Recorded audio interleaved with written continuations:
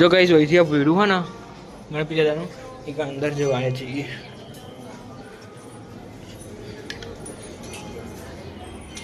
આ બાજુ હા કેવું મસ્ત ભૂરું હોય છે એમ કમ્પેર અંદર બનાવ્યો ને અને આમ ભૂરાનું ઉપર મંદિર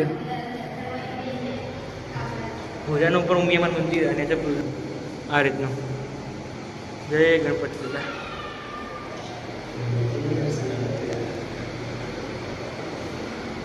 જો હવા ઉજાસ માટે બંને બાજુ ચારે બાજુ હોય છે.